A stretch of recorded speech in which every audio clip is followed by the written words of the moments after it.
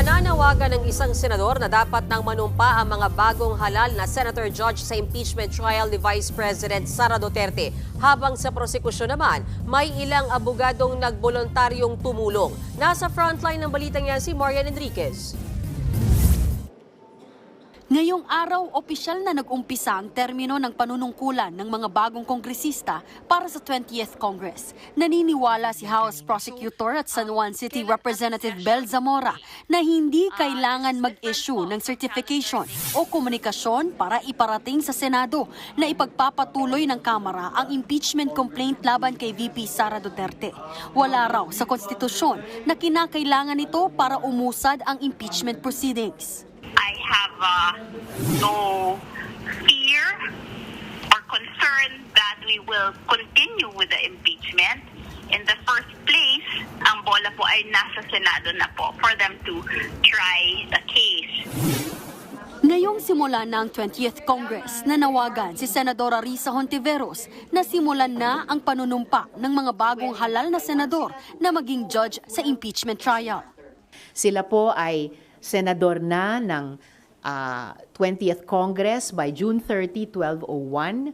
At dahil in session ang impeachment trial court at any time, sana mas maaga, panumpain na sila ni presiding officer. Sana wala nang ano pa mang delay or aberya between now and the 29th.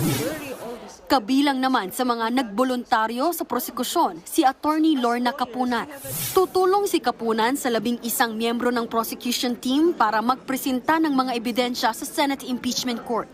We are a group of lawyers, volunteer lawyers na nag-a-assist. Kasi lalong-lalo na itong final ni VP Sara no, na answer ad cautelam na motion to dismiss naman, maraming legal technicalities. So, kailangan talaga nila ang mga practicing lawyers to give advice. Kabilang sa prosekusyon si House Minority Leader Marcelino Libanan, Representatives-elect Shel Jokno at Leila De Lima.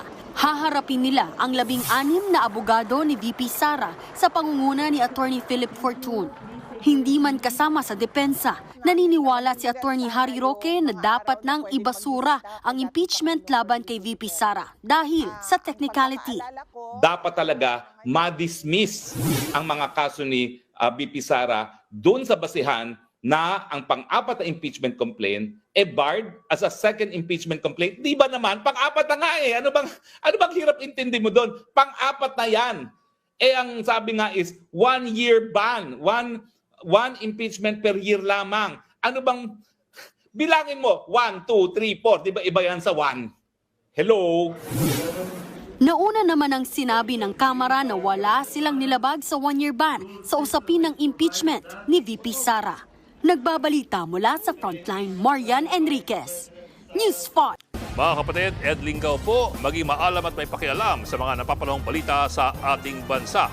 Para sa mas malilimang pagtalakay at paghimay sa mga issue at headlines, mag-follow at mag-subscribe sa social media pages ng News 5.